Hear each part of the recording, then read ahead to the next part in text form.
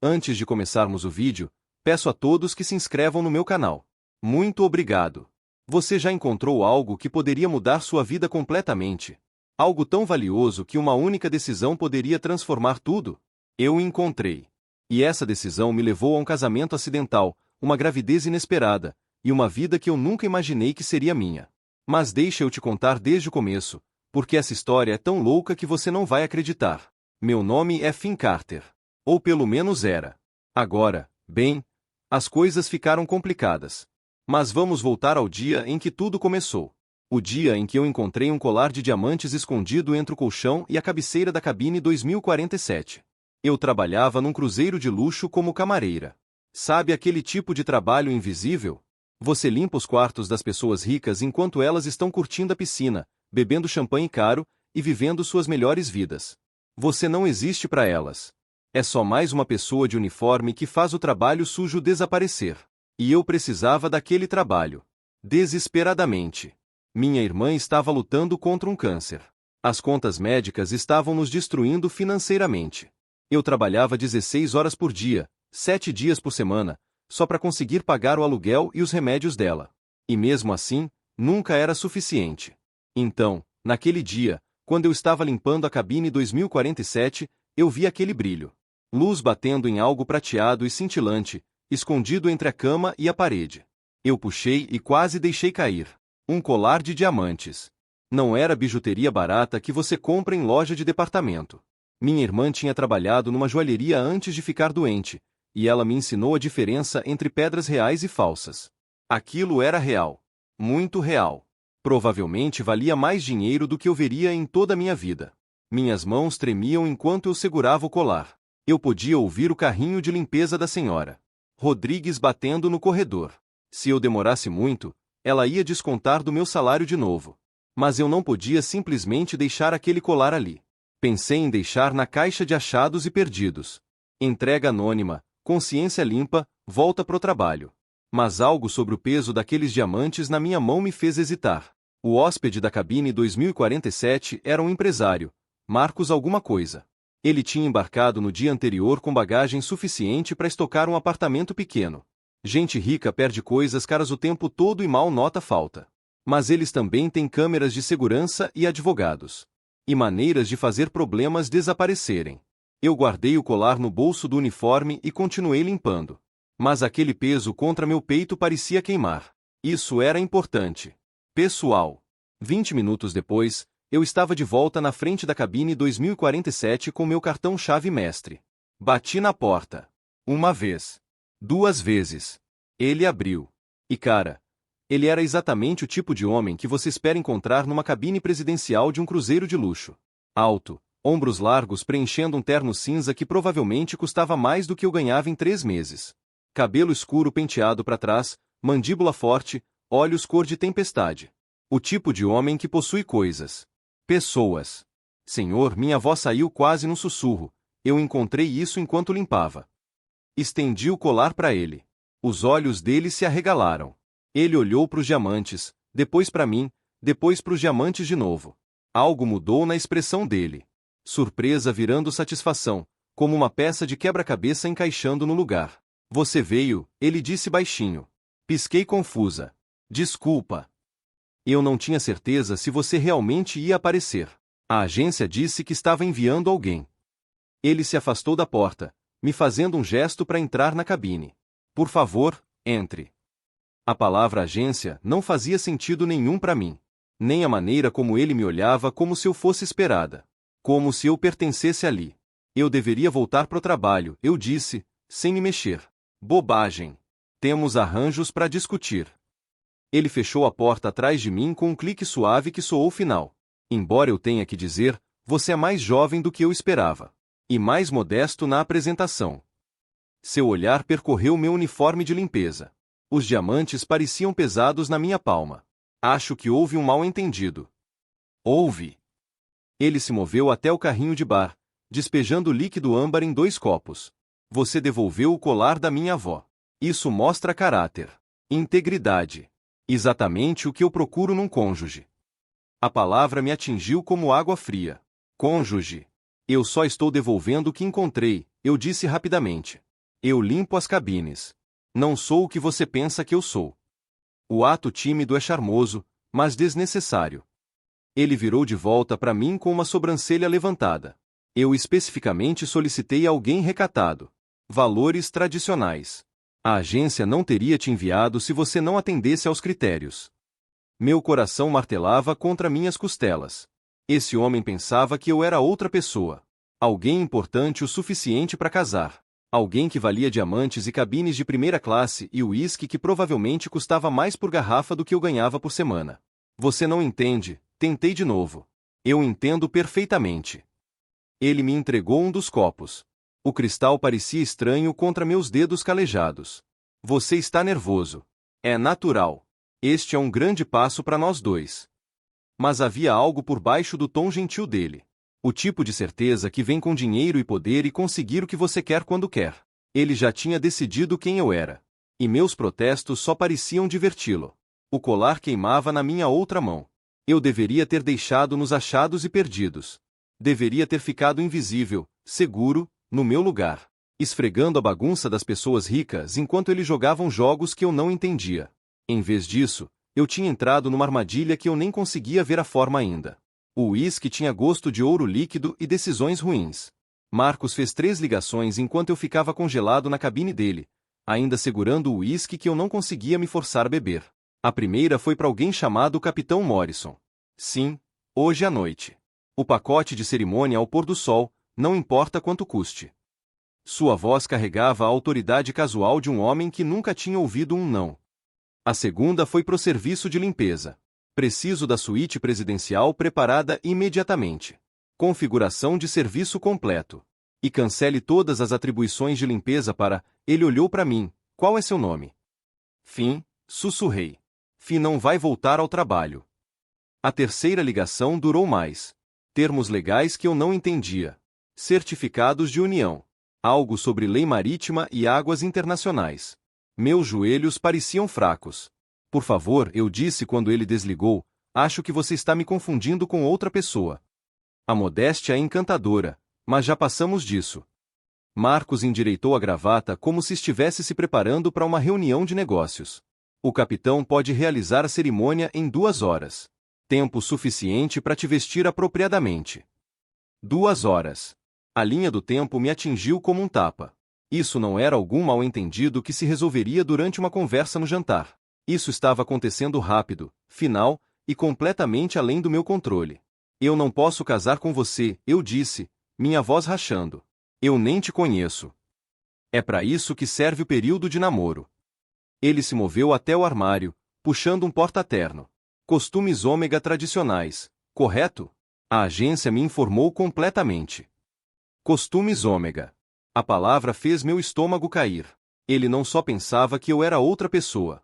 Ele pensava que eu era propriedade de alguém. Alguém contratado e entregue como carga. O terno que ele estendeu era azul meia-noite com botões prateados. Tecido caro que fotografaria bem sob a iluminação do pôr do sol. Um figurino para um papel que eu nunca tinha feito audição. Eu trabalho na limpeza, eu disse desesperadamente. Confira seus registros. Finn Carter, membro da tripulação 7429. Estou neste navio há 8 meses. História de cobertura. Aprecio a minuciosidade, mas é desnecessário agora. O sorriso de Marcos nunca vacilou. A agência me avisou que você poderia estar nervoso. Primeiro arranjo, presumo. Minhas mãos tremiam enquanto eu colocava o copo de uísque na mesa. O cristal bateu contra o mármore como um pequeno sino tocando. Tudo naquela cabine foi projetado para impressionar, para dominar. Os lençóis de algodão egípcio, as orquídeas frescas, a vista do oceano infinito através das janelas do chão ao teto. Eu me sentia muito pequeno. E se eu recusar? Perguntei. Algo mudou na expressão dele. Não exatamente raiva, mas como confusão. Como se o conceito de recusa nunca tivesse ocorrido a ele. O contrato é bem claro sobre as expectativas, ele disse lentamente. Não estou pagando por um cônjuge relutante. A agência me assegurou do seu entusiasmo pelo arranjo. Contrato. Pagamento. As palavras me atingiram como golpes físicos. Isso não era romance ou mesmo atração. Isso era uma transação comercial. E de alguma forma, eu tinha me tornado a mercadoria sendo vendida. Quanto? A pergunta escapou antes que eu pudesse parar. Desculpe. Quanto você está pagando por esse arranjo?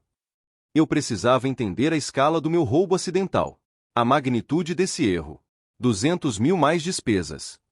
Ele disse casualmente, como discutindo o tempo. Um preço justo pela exclusividade e discrição. 200 mil dólares. Mais dinheiro do que eu veria em 5 vidas de limpeza de cabines. Mais dinheiro do que existia no meu universo de turnos de 16 horas e alojamentos compartilhados da tripulação e racionamento de medicação porque não podíamos pagar recargas. O número mudou tudo. Tornou tudo pior. Eu não posso, sussurrei. Você pode e vai. Sua voz ganhou uma nova vantagem. Fiz arranjos. O capitão está esperando. Meu advogado preparou a documentação. Você aceitou minha hospitalidade ao entrar nesta cabine. A fechadura da porta clicou. Um som eletrônico suave que poderia muito bem ter sido um tiro. A agência garantiu sua cooperação. Marcos continuou, se movendo entre mim e a saída. Espero que honrem seu compromisso. Mas eu vi outra coisa nos olhos dele agora. Não apenas autoridade, mas antecipação. Ele queria isso. Não apenas a transação, mas a submissão. O controle. O ômega bonito em roupas caras dizendo sim para tudo que ele exigisse. O colar ainda estava no meu bolso. Diamantes cortando minha palma através do tecido. Eu deveria gritar. Lutar. Exigir que ele chamasse a segurança e resolvesse esse erro insano. Mas o peso de 200 mil dólares pressionava contra meu peito como uma pedra. Aquele dinheiro poderia salvar minha irmã. Poderia comprar remédios e tempo e esperança. O terno pendurado entre nós como uma pergunta que eu tinha medo de responder. A suíte presidencial era uma gaiola dourada com barras de algodão egípcio. Marcos me mudou para lá depois da cerimônia. Que aconteceu exatamente como ele planejou. Capitão Morrison realizou o ritual de união ao pôr do sol com 2 testemunhas que eu nunca tinha visto antes. Palavras legais numa linguagem que soava como propriedade. Eu assinei papéis com meu nome verdadeiro, achando que honestidade poderia me salvar depois. Não salvou. A marca no meu pescoço latejava onde os dentes dele tinham perfurado a pele. Alfa. Permanente. Possessiva. O tipo que mudava seu cheiro para sempre. Te marcava como território reivindicado de maneiras que não podiam ser desfeitas. Eu toquei delicadamente, estremecendo com a sensibilidade. A suíte era 3 vezes maior que meus alojamentos da tripulação. Um banheiro de mármore com uma banheira com jatos grande o suficiente para 4 pessoas. Janelas do chão ao teto mostrando nada além de oceano escuro. Uma cozinha abastecida com champanhe e chocolate importado e frutas que custavam mais por quilo do que meu salário por hora. Tudo o que eu poderia querer. Exceto liberdade. Isso é sequestro, eu disse baixinho. É casamento. Ele nem levantou os olhos dos relatórios. Legal e vinculativo. A licença do capitão cobre águas internacionais. Eu não sou quem você pensa que eu sou. Você é exatamente quem eu penso que você é. Sua caneta riscou pelas páginas. Recatado, tradicional, apropriadamente grato pelas circunstâncias. Eu queria jogar algo. A fruteira de cristal. A garrafa de Dom Pérignon. O vaso ridículo de rosas brancas que provavelmente custava mais que o aluguel da minha irmã. Mas a violência parecia estranha naquele espaço imaculado. Como gritar numa catedral. A agência cometeu um erro. Tentei de novo. A agência entregou exatamente o que eu pedi. Finalmente ele olhou para mim. Aqueles olhos cinza tempestuosos viajaram do meu terno emprestado para o meu rosto, catalogando detalhes. Ômega jovem, financeiramente motivado, alguém que entende o valor da segurança. Financeiramente motivado. As palavras doeram porque eram verdade. 200 mil dólares compravam muito silêncio. Muita cooperação. Compravam coisas que importavam mais que minha dignidade. Eu tenho um emprego, eu disse fracamente. Pessoas que sentem minha falta. Cuidei disso. Paguei sua taxa de rescisão de contrato mais uma indenização generosa. Sua supervisora foi bastante compreensiva quando expliquei a situação. Marcos largou a caneta. Quanto à pessoa sentindo sua falta, a agência conduziu verificações minuciosas de antecedentes. Nenhum vínculo romântico significativo. Nenhuma dependência além de uma irmã que se beneficiará consideravelmente deste arranjo. Meu sangue gelou. Você me investigou. Procedimento padrão. Não se pode ser muito cuidadoso nesses arranjos. Ele se levantou, movendo-se até o carrinho de bar. Beba. Você mal tocou no champanhe no jantar. O jantar tinha sido serviço de quarto que custava mais do que eu ganhava numa semana. Lagosta e vinho importado e conversa sobre seu negócio de mineração na Tasmânia. Ele falou. Eu escutei. A dinâmica perfeita para um cônjuge comprado. Eu quero ligar para minha irmã, eu disse. Amanhã. Depois que tivermos tempo de nos ajustar um ao outro. Ele despejou o uísque para si mesmo, o líquido âmbar capturando a luz do lustre de cristal. Hoje à noite é para nós. As palavras carregavam peso que eu não queria examinar. Estávamos unidos agora. Legalmente e biologicamente. A marca no meu pescoço provava isso. Mas a união era apenas o primeiro passo em casamentos ômega tradicionais. A consumação vinha em seguida. A reivindicação que tornava o arranjo permanente de maneiras que não podiam ser anuladas ou dissolvidas. Estou cansado, eu disse rapidamente. Claro. Foi um longo dia. O sorriso de Marcos era gentil, quase carinhoso. O quarto tem tudo o que você precisa. Tomei a liberdade de ter roupas apropriadas entregues. Roupas apropriadas. Eu me perguntei o que isso significava no mundo dele. Pijamas de seda. Ternos de grife. Coleiras com suas iniciais gravadas em platina. A porta do quarto tinha uma fechadura. Mas apenas do lado de fora. Eu sentei na beira da cama, ainda no terno de casamento que parecia um figurino da vida de outra pessoa. Através das janelas, o oceano se estendia infinitamente em todas as direções. Sem terra. Sem escape. Apenas água e estrelas e o zumbido baixo dos motores me levando mais longe de tudo que eu já tinha conhecido. Mais longe da minha vida real. Meu nome real. Minhas escolhas reais. David chegou no terceiro dia. Carregado por helicóptero do continente como intervenção divina embrulhada num terno Hugo Boss. Eu estava tomando café da manhã na suíte. Ovos Benedict que eu não conseguia saborear. Café que custava mais que meu orçamento semanal de compras. Marcos atendeu o telefone com o tipo de eficiência afiada que significava negócios. O que você quer dizer que ele está aqui agora? Uma pausa. Não, isso é impossível. Outra pausa. Mais longa dessa vez. Seu rosto ficou pálido. Mande-o pro deck Aurora. Imediatamente. Ele desligou e me encarou pela mesa de mármore. Houve uma complicação, ele disse lentamente. O deck Aurora era onde passageiros ricos faziam suas caminhadas matinais. Respirando a salgado que não cheirava produto de limpeza industrial e desespero. Marcos me levou até lá em silêncio. Sua mão firme no meu cotovelo como se esperasse que eu fugisse. Eu tinha pensado nisso. Fugir. Mas ainda estávamos no mar. Ainda em águas internacionais. Ainda presos no reino flutuante dele, onde sua palavra era lei e meus protestos eram ruído de fundo. David era tudo que eu não era. Alto onde eu era médio. Confiante onde eu era ansioso. Vestido com roupas que se ajustavam perfeitamente porque eram sob medida. Não emprestadas de armários de avós mortas. Seu aperto de mão era firme. Seu sorriso praticado. Seu cheiro tipo de almíscar beta caro que vinha de boa genética e melhor higiene. Marcos Ashord. Sua voz carregava dinheiro antigo e dicção de escola particular. David Thornton da Platinum Connections. Peço desculpas pelo atraso. Houve um problema com meu voo de Genebra. Marcos não apertou a mão oferecida. Seu aperto no meu cotovelo apertou. Sinto muito, mas parece haver algum engano, Marcos disse cuidadosamente. Já concluí meu arranjo através da sua agência. O sorriso profissional de David vacilou. Arranjo? Senhor Ashord, eu sou seu arranjo. Temos nos correspondido por 6 semanas. Os testes de compatibilidade de personalidade. As declarações de divulgação financeira. A triagem genética. Certamente você se lembra. O mundo inclinou de lado. Eu senti os dedos de Marcos cavarem no meu braço com força suficiente para deixar hematomas. Senti o momento em que sua certeza rachou como gelo sob pressão. Senti o peso terrível da compreensão se estabelecer entre nós como uma pedra. Este é fim, Marcos disse. Sua voz oca. Meu marido.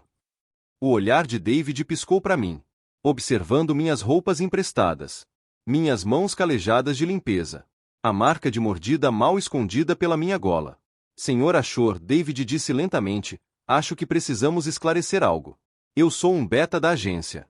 Eu sou seu cônjuge contratado. O silêncio se estendeu como uma respiração presa. Marco soltou meu braço. A ausência do aperto dele parecia queda. Ao nosso redor, outros passageiros passeavam pelo deck, bebendo mimosas e discutindo opções de ações e planejando excursões em terra para lugares que eu nunca poderia visitar. Você é David, Marcos disse sem emoção. Sim. David Thornton. MBA de Harvard. Gerente de portfólio. Vem com termos pré-negociados para discrição e exclusividade. Temos planejado esse arranjo desde fevereiro. Desde fevereiro. Enquanto eu estava esfregando banheiros e racionando os remédios da minha irmã, esses dois homens estavam negociando os termos de um casamento sem amor como uma fusão de negócios. Planejando compatibilidade e divulgação financeira e triagem genética. Planejando tudo exceto a possibilidade de identidade trocada. Então David continuou, sua compostura profissional começando a rachar. É este. Marcos me olhou como se estivesse me vendo pela primeira vez. Realmente me vendo. Não o cônjuge ômega recatado que ele tinha pedido de um catálogo de seres humanos. Não o receptor grato de sua generosidade. Apenas eu. Finn Carter. Membro da tripulação 7429. Limpador da bagunça de outras pessoas. Ele devolveu o colar da minha avó. Marcos disse baixinho. As peças se encaixaram com precisão audível. Minha honestidade tinha me condenado. Minha integridade tinha sido confundida com uma introdução. Meu simples ato de devolver propriedade perdida tinha sido interpretado como a chegada de mercadorias compradas. Meu Deus, David respirou. Você casou com um membro aleatório da tripulação porque ele foi honesto o suficiente para devolver joias. Colocado assim, soava insano. Era insano. Uma comédia de erros que tinha destruído minha vida e confundido a dele. E deixou Marcos parecendo que tinha sido atingido por um trem de carga de sua própria fabricação. Eu posso consertar isso, Marcos disse. Mas sua voz carecia de convicção. Anulação legal. Compensação pelo mal-entendido. Todos saem satisfeitos. Mas a marca de mordida no meu pescoço latejava a cada batida do coração. Vínculos alfa não eram facilmente quebrados. Certidões de casamento assinadas em águas internacionais carregavam peso em dezenas de países. E em algum lugar sob o choque, medo e raiva crescente, eu senti outra coisa. Alívio. Porque, finalmente, alguém mais sabia a verdade. O cio de Marcos o atingiu 18 horas depois de David deixar o navio numa raiva, prometendo processos e demandas de compensação que quebrariam homens menores. Eu senti primeiro a mudança no cheiro dele de autoridade alfa controlada para algo cru e desesperado. Infiltrou-se sob a porta trancada do quarto como fumaça, fazendo meus instintos ômega tremularem com reconhecimento indesejado. Fique longe. Sua voz veio através da madeira, áspera e tensa. Não se aproxime da porta. Mas eu podia ouvi-lo andando de um lado para o outro. Podia ouvir móveis raspando contra mármore enquanto ele se movia inquietamente pela sala principal da suíte. Podia ouvir os sons suaves de angústia que alfas fazem quando sua biologia guerreia com sua consciência. 3 dias desde que a verdade tinha destruído seu mundo cuidadoso. 3 dias dele evitando contato visual. Fazendo ligações para advogados. Organizando minha transição confortável de volta à vida civil. Como se eu fosse um soldado dispensado em vez de um membro da tripulação sequestrado. 3 dias fingindo que o vínculo entre nós era apenas papelada. Marcos. Pressionei minha palma contra a porta. Você está bem? Um estrondo respondeu. Algo caro atingiu o chão e estilhaçou. Cristal, talvez porcelana. O som de um homem controlado perdendo o controle. Vá pro outro quarto, ele comandou. Mas sua voz rachou na última palavra. Tranque a porta. Não saia até amanhã. Amanhã parecia uma vida inteira de distância. Eu tinha lido sobre Cius Alpha na aula de saúde quando achava que tal conhecimento era acadêmico. Como os hormônios anulavam o pensamento racional. Como alfas unidos sofriam quando separados de seus parceiros durante esses ciclos. Como a necessidade se tornava dor física que podia quebrar até a vontade mais forte. Eu já estou unido a você, eu disse baixinho. Está te machucando ficar longe. Eu não vou. Outro estrondo. Uma sequência de palavrões que teria feito minha supervisora da tripulação corar. Não vou te forçar. Não de novo. Não depois do que eu fiz. O que ele tinha feito. Casado com um estranho. Me marcado sem consentimento. Me preso em luxo que parecia uma prisão bonita. Destruído minha vida simples porque não conseguiu diferenciar honestidade de disponibilidade. Mas ele estava sofrendo agora. Tinha estado sofrendo desde que o helicóptero de David desapareceu no horizonte. deixando verdade e consequências em seu rastro. Eu podia sentir a dor no cheiro dele. Podia ouvi-la em sua respiração irregular. Você não está forçando nada, eu disse. Eu estou escolhendo. Você não entende o que está dizendo. Talvez não. Mas eu entendo o que estou sentindo. A atração do vínculo que fazia minha pele doer quando ele estava com dor. A maneira como meu corpo respondia à angústia dele com sua própria necessidade de confortar, de submeter, de aliviar a tempestade biológica o dilacerando. Me deixe te ajudar. A caminhada parou. Silêncio se estendeu entre nós. Pesado com possibilidade e medo. Sim. Meu nome soou quebrado em sua boca. Você não me deve nada. Eu sei o que isso é. O que eu sou. O que eu tirei de você. Você não tirou nada que eu não estava disposto a dar. A mentira veio facilmente. Facilmente demais. Porque em algum lugar nos últimos 3 dias, assistindo ele lutar com culpa e autoaversão, tinha parado de ser inteiramente uma mentira. A fechadura clicou aberta. Marcos estava parado na porta. Parecendo que tinha passado por uma guerra. Suas roupas caras amassadas. Seu cabelo despenteado. Seus olhos brilhando febris com hormônios de cio. Mas ele se segurou cuidadosamente longe de mim. Mãos cerradas ao lado do corpo como se não confiasse nelas. Você ainda pode ir, ele disse roucamente. Organizei tudo. Dinheiro. Nova identidade se você quiser. Liberdade. Liberdade. A palavra deveria ter sido tentadora. Deveria ter me enviado correndo em direção à porta e à plataforma de helicóptero e ao continente onde eu poderia desaparecer na minha vida antiga de pobreza invisível. Em vez disso, eu dei um passo mais perto. E se eu não quiser liberdade? Seu cheiro me atingiu como uma força física. Necessidade alfa e resposta ômega. Biologia mais antiga que a civilização. A marca no meu pescoço latejou em reconhecimento. Você não sabe o que está dizendo, ele repetiu. Mas mais fraco agora. Eu sei exatamente o que estou dizendo. Alcancei sua mão. Senti seus. Continue. 4h53 da tarde. Dedos tremerem contra os meus. Isso era biologia. Era vínculo. Era a maneira como corpos se encaixavam quando tudo mais era caos. Mas era também escolha. E eu estava escolhendo ele. Fim, ele sussurrou. Eu o beijei.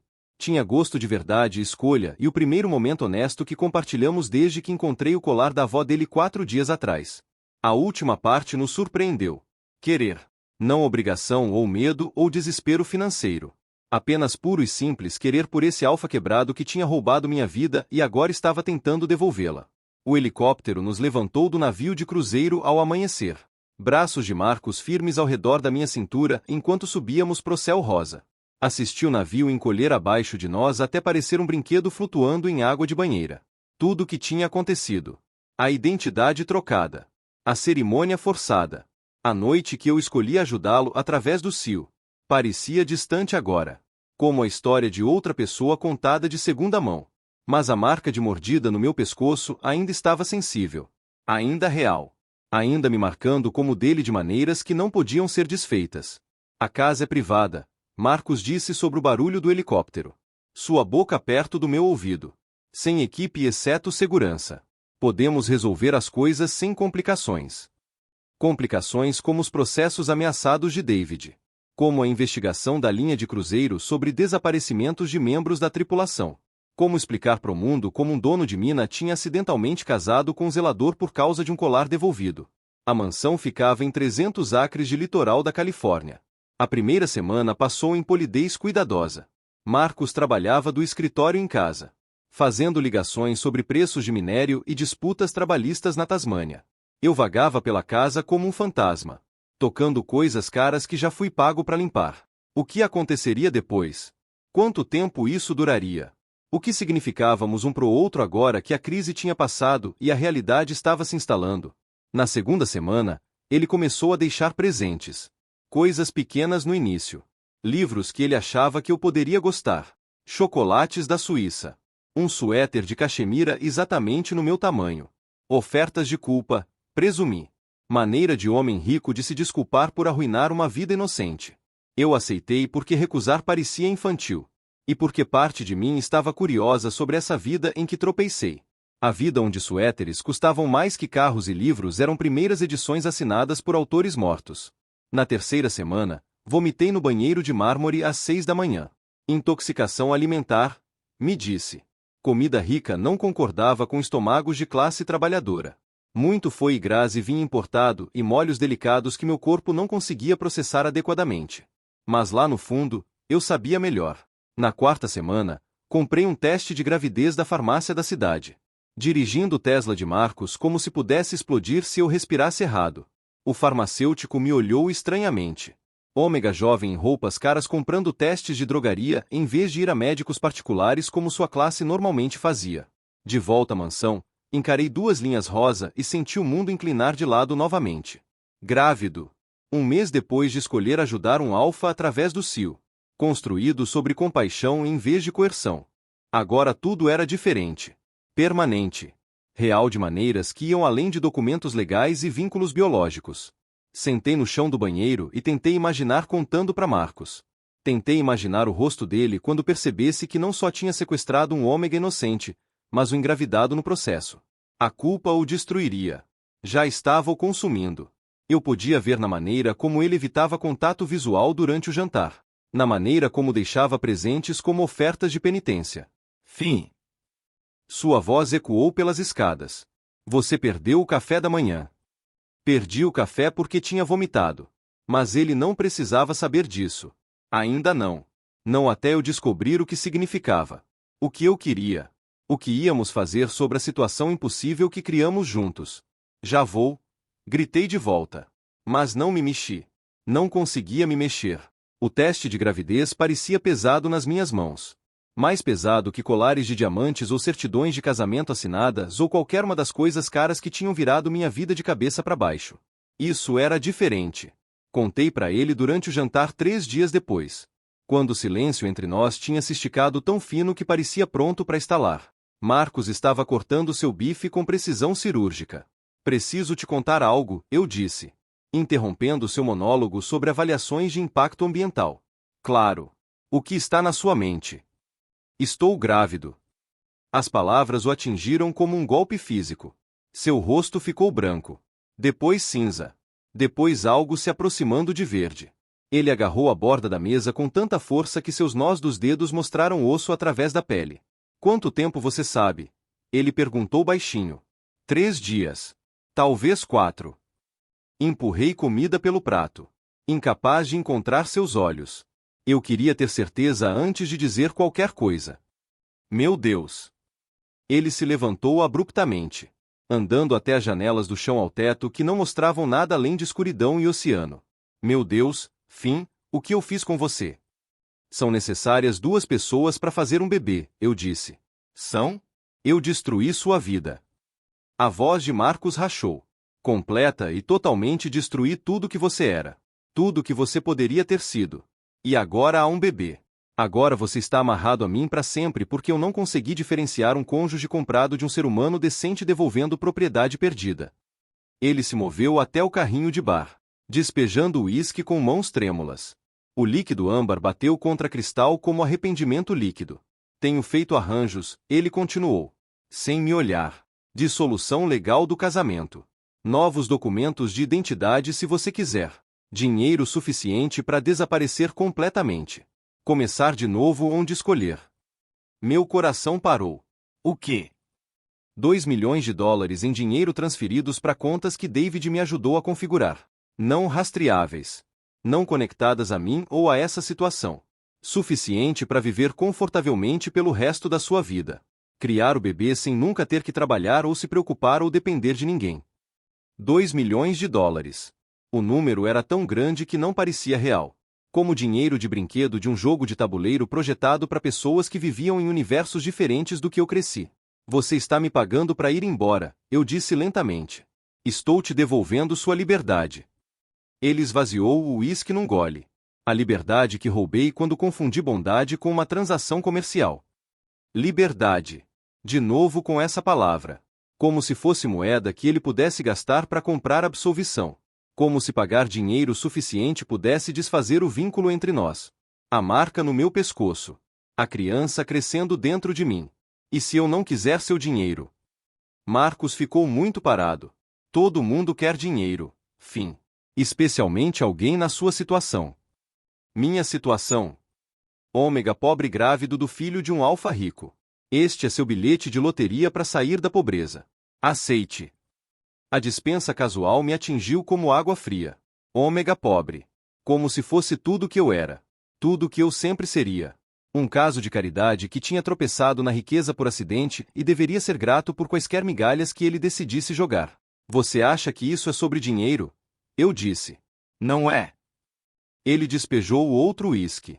Maior dessa vez. 2 milhões, fim.